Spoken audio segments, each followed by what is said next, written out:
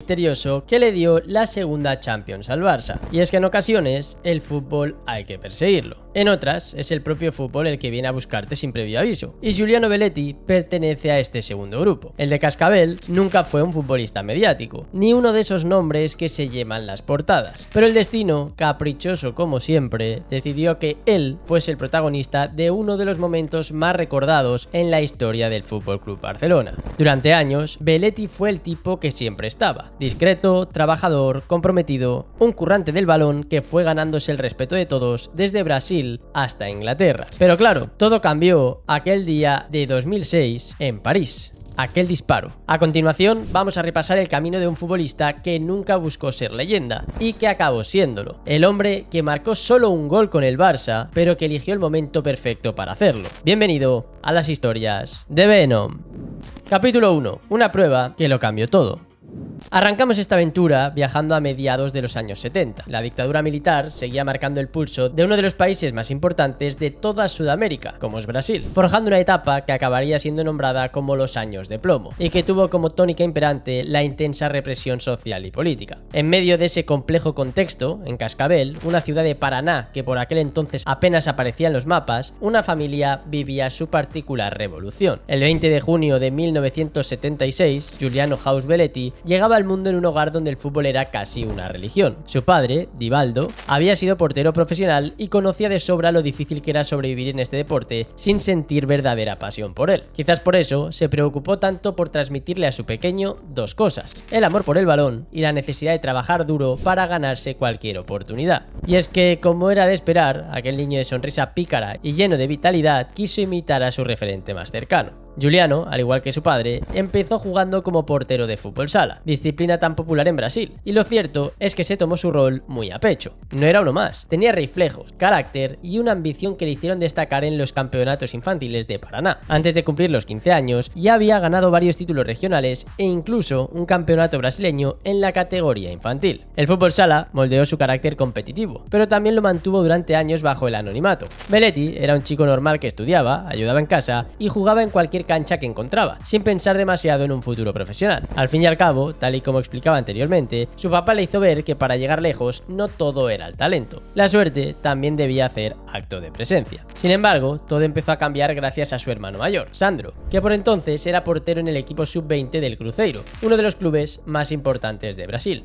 Cada vez que podía, Giuliano viajaba en vacaciones a Belo Horizonte para visitarlo y convivir unos días con él. Esos viajes acabarían por convertirse en el punto de inflexión de su vida. Durante una de esas estancias, en 1992, se presentó a una prueba de captación en el Cruzeiro. No era algo que llevase planificado, simplemente se animó a participar, como tantos otros chicos, sin imaginar el giro que estaba a punto de dar su destino. Aquel día había más de 200 aspirantes. Giuliano, que hasta entonces solo había jugado de portero, se encontró con la sorpresa de que el técnico de las categorías inferiores, Eduardo Amorim, le pidió que probara en otra posición. "Queremos verte de mediocampista", le dijeron. En un primer instante, el chaval pensó que no era una buena idea adelantar su posición. Realmente, él no tenía nada de experiencia jugando en otra demarcación que no fuese la de portero. No obstante, como tampoco sentía una especial presión porque había ido, literalmente, a probar, se animó a hacerlo. ¿Qué tenía que perder? Nada. Realmente no tenía nada que perder. Durante 10 días entrenó en una posición completamente nueva, aprendiendo a marchas forzadas, y acabó impresionando a los entrenadores. Belletti fue seleccionado y se quedó en el Cruzeiro, dejando atrás para siempre la portería que le había acompañado desde niño. Ese fue su primer gran aprendizaje. En el fútbol, adaptarse puede ser la diferencia entre quedarse en el camino o avanzar. Los meses siguientes no fueron nada fáciles. Mudarse a Belo Horizonte significaba alejarse de su familia y de la tranquilidad de Cascabel. Las instalaciones del club eran su nueva casa y la convivencia con otros jóvenes que también soñaban con llegar al primer equipo era muy dura. Cada entrenamiento era un examen, pero Belletti estaba dispuesto a superar cualquier obstáculo. Su disciplina, su capacidad física y la visión de juego que había adquirido años atrás como portero le ayudaron a destacar. Se convirtió en un futbolista versátil, capaz de jugar en varias posiciones, y eso le abrió muchas puertas. El esfuerzo pronto tuvo recompensa. El 6 de noviembre de 1994, con solo 18 años, Belletti debutó en el primer equipo del Cruzeiro Cruzeiro en un partido del campeonato brasileño contra el Bragantino. Cuando saltó al terreno de juego, comprendió que ahora sí su vida entraba en una nueva dimensión totalmente diferente. Había pasado de defender la portería en los torneos escolares de Cascavel a jugar en uno de los clubes más grandes de Brasil en apenas 2 años, de las humildes pistas del fútbol sala a los estadios más enormes del país. Un mes más tarde firmó su primer contrato profesional y empezó a hacerse un hueco en la plantilla. La temporada de 1995 fue la confirmación de que su carrera iba por el buen camino. Belletti participó en las semifinales del Brasileirao y para su sorpresa recibió su primera convocatoria con la selección brasileña, aunque fuese en un rol secundario. Era un reconocimiento que no todos los jóvenes conseguían, y él lo valoró como el premio a todos aquellos años de sacrificio.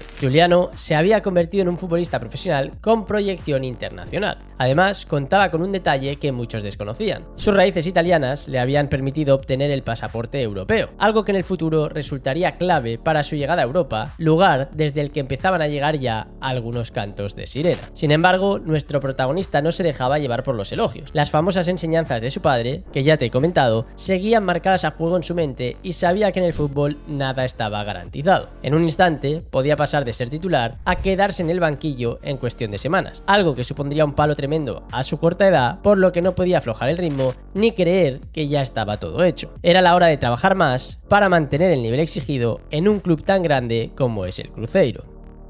Capítulo 2. El trueque inesperado que le llevó al Camp Nou.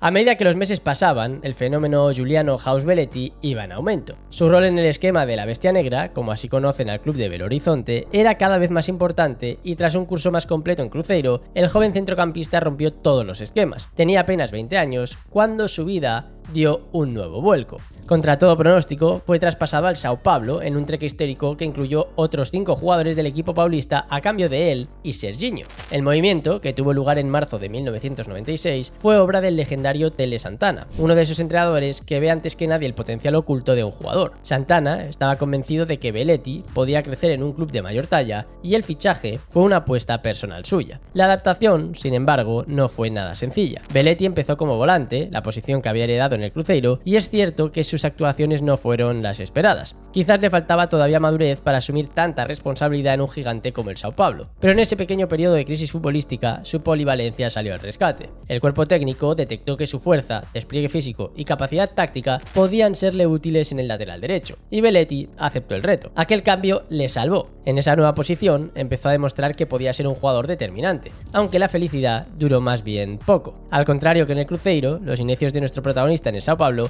estuvieron plagados de dificultades. En 1998 sufrió una grave lesión en el pubis que lo mantuvo 11 meses fuera de los terrenos de juego. Fueron 2 cirugías, la segunda necesaria tras un error médico en la primera intervención. Apenas jugó 4 partidos aquel año, probablemente el que fue el más duro de su carrera en Brasil. Estar casi un año parado podría haber quebrado a cualquiera, pero Belletti no se rindió. Reapareció en 1999 y lo hizo de una forma espectacular. Fue cedido al Atlético Mineiro, donde tuvo que reinventarse otra vez. Pasó a jugar como media punta, mucho más cerca del gol, y respondió con creces. Metió 5 goles en 17 partidos y el título del campeonato mineiro. Aquella temporada fue sin duda la mejor de su carrera en Sudamérica. El Atlético Mineiro rozó el título del Brasileirao, quedó subcampeón, y Belletti fue distinguido con la bola de plata de la revista Placar como mejor mediopunta del torneo. Su rendimiento llamó la atención de todo el mundo. São Paulo lo recuperó al año siguiente para devolverlo al lateral derecho, que era su posición natural en aquel momento. Allí volvió a demostrar su valía y se ganó el regreso a la selección brasileña, dirigida por aquel entonces por Vanderlei Luxemburgo. Belletti no solo volvió al combinado nacional, fue convocado para el torneo más importante de todos,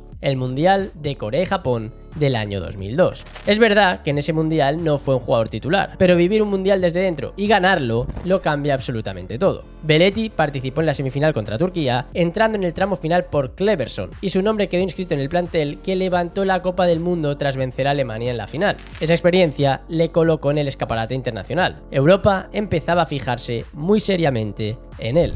El siguiente paso llegó rápido. En junio de 2002, el Villarreal apostó por él y le firmó un contrato de 5 años por unos 3 millones de dólares. La llegada al submarino amarillo coincidió con la mejor época de la historia reciente del club. Belletti se convirtió en pieza clave de un equipo ambicioso que conquistó la Copa Intertoto de la UEFA en el año 2003, clasificándose por primera vez en su historia para disputar la Copa de la UEFA. El Villarreal no solo participó en Europa, en la edición de 2004 de la Copa de la UEFA alcanzó las semifinales, cayendo con honores frente al Valencia, que acabó siendo el campeón. Belletti se había consolidado como un lateral de gran nivel, regular, experimentado y con un estilo de juego que encajaba perfectamente en el fútbol europeo. No sorprende que tras esas dos grandes temporadas en España, la llamada de un gigante tardase en llegar. El Barça estaba en plena reconstrucción bajo el mando de Frank Rijkaard y buscaba un lateral derecho bastante fiable. En junio de 2004, los culés pagaron alrededor de 4 millones de euros para hacerse con sus servicios. Belletti aterrizó en el Camp Nou con la difícil tarea de hacer olvidar a Reisiger, pero con la misma ambición que le había caracterizado desde sus días en Cascabel: adaptarse, trabajar y demostrar que podía estar a la altura de uno de los clubes más grandes de todo el mundo.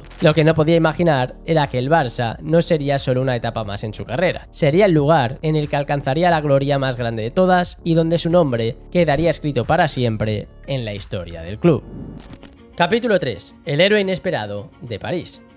Belletti fue presentado un 22 de junio, junto al carismático Joan Laporta, que no hacía mucho que estrenaba presidencia, y se convertía en la primera incorporación de un Barça que, como citaba segundos atrás, se encontraba en plena reconstrucción. El lateral brasileño encajaba perfectamente en los planes de Rijkaard. Era físico, tenía disciplina táctica, recorrido incansable y experiencia, tanto en la Liga Española como en Europa. Todo apuntaba a que Belletti lo tenía todo para triunfar en el Camp Nou. Sin embargo, por momentos parecía que esto no iba a ser así. Al comienzo de su llegada a Barcelona, Belletti ejerció un rol importante, sí, sumó 31 partidos y fue uno de los hombres que ayudó a los culés a conquistar de nuevo la Liga y sentar las bases de todo lo que iba a venir a continuación. Pero al año siguiente, su peso en el equipo fue decayendo. Es cierto que era muy común verle sobre el terreno de juego, aunque ya no era un titular indiscutible como tal, y a veces aparecía en los partidos entrando desde el banquillo con el objetivo de dar un golpe de efecto. Pese a ello, esa temporada 2005-2006 sería muy especial para el lateral brasileño, que vio como todos sus esfuerzos realizados hasta el momento como futbolista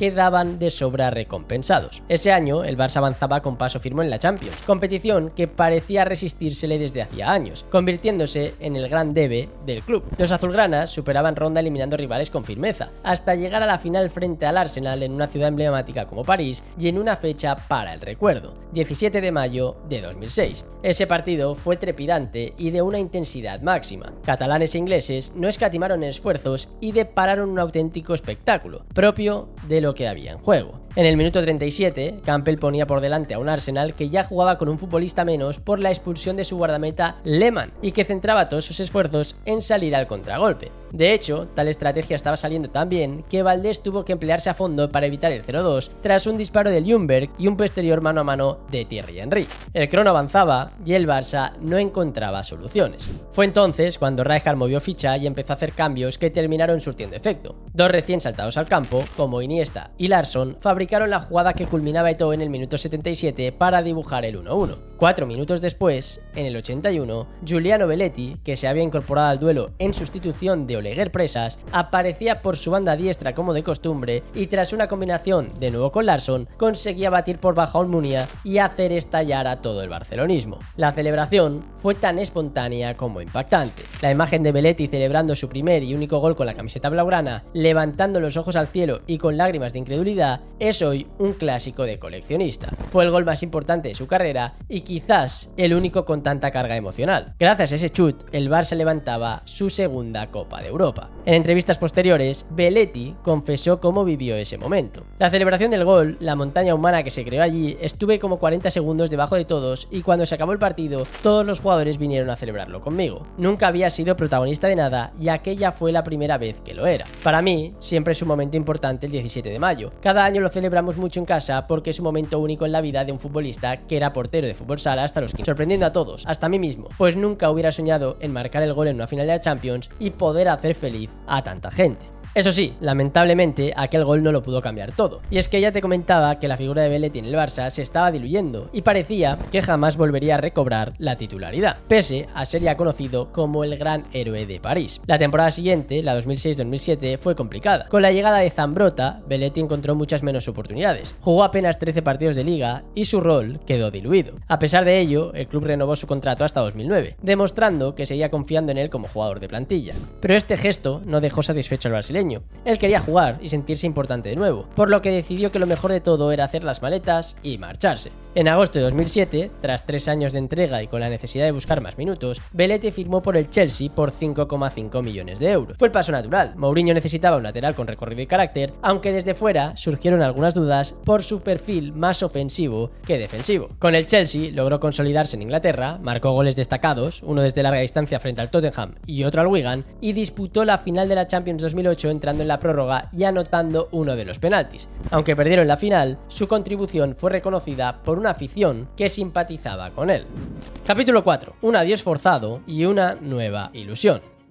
En definitiva, la etapa de Belletti en Inglaterra portando la equipación del cuadro londinense fue exitosa. A punto estuvo de conquistar Europa por segunda vez. Se quedó muy cerca. Lo que sí logró fue levantar la Premier League. Pero todo en esta vida, y más en el fútbol, tiene un principio y un final, y el brasileño sabía que su tiempo en Europa enfrentaba un punto de inflexión. En junio de 2010, el Chelsea le comunicó que no renovarían su contrato junto a Joe Cole y Michael Ballack. Aquella noticia llegó como un cierre definitivo a una etapa brillante a la par que exigente. Eso sí, acostumbrado a reivindicarse, Belletti reaccionó sin reproches ni dramatismos, simplemente aceptó su salida y se puso a preparar su próximo reto. Un mes más tarde, firmó con el Fluminense de su país natal. Era el final de una gira gloriosa por Europa, pero también un regreso a casa en busca de cerrar su carrera con dignidad, y lo logró. Ganó el Brasileirao de 2010, aportando su experiencia en el vestuario. Sin embargo, su cuerpo iba cediendo. Las dolencias en los tendones de Aquiles, problema que venía arrastrando desde hacía tiempo, se intensificaron y redujeron drásticamente su capacidad hasta el punto de hacerle abandonar. En marzo de 2011, Belletti rescindió su contrato con el Fluminense. Días después, firmó con el Ceará, pero apenas entrenó unos días. Sus tendones estaban saturados y jugar al fútbol a alto nivel se hacía prácticamente imposible. Es por ello que el 27 de junio de 2011, con 35 años, comunicó su retirada profesional. Fue un adiós sobrio, acorde a la forma de ser de un futbolista que dio todo de sí durante muchos años sin ruido, como un ejemplo de humildad.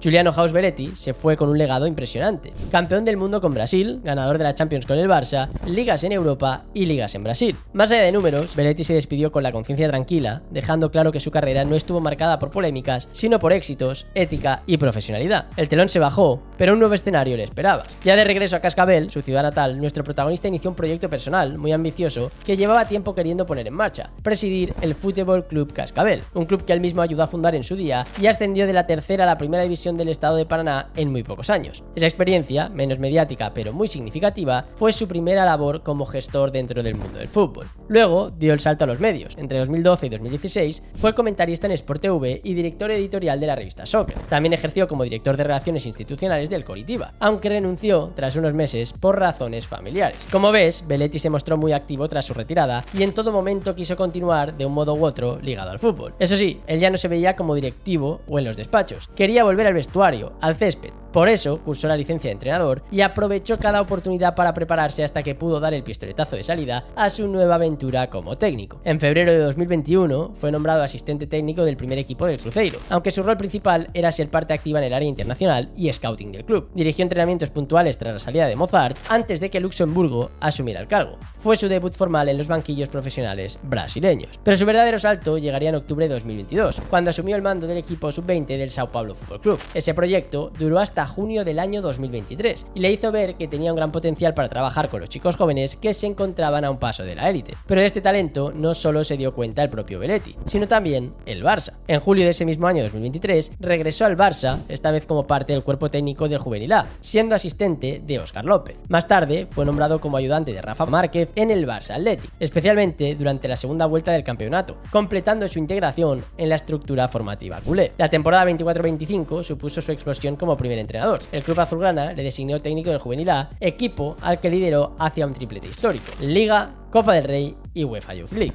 Fue el tercer título continental del club en la Youth League y el primero desde el año 2018, firmando una temporada que le catapultó como figura emergente del fútbol formativo. Su nombre empezaba a sonar con fuerza de nuevo en los medios de comunicación, quienes hablaban de que el Juvenil A de Belletti como un equipo intratable, con esencia blaugrana pero matizada por frescura ofensiva y énfasis en la conexión colectiva. Su perfil fue descrito de la siguiente manera: no es cuadriculado, tiene ADN Barça y un punto de salsa brasileña. Belletti empezaba a destacarse por su cercanía con las jóvenes promesas de la Masía, su energía activa en el día a día y su capacidad para exigir sin rigidez. Todas estas dotes terminaron siendo reconocidas cuando el 30 de mayo de 2025 el Barça anunció oficialmente que Belletti sería entrenador del Barça Athletic para la temporada 2025-2026. Era la primera vez que un técnico brasileño dirigiría al filial azulgrana. Su misión, devolver al equipo a categorías superiores, aprovechar su conexión con la cantera y consolidarse como un líder de futuro, que quién sabe si el día de mañana podría terminar siendo el entrenador del primer equipo. Lo cierto y seguro es que a sus 48 años, Giuliano Belletti seguía disfrutando del fútbol en un rol en el que estaba cómodo y en un club donde su nombre estaba escrito en las páginas doradas de la entidad.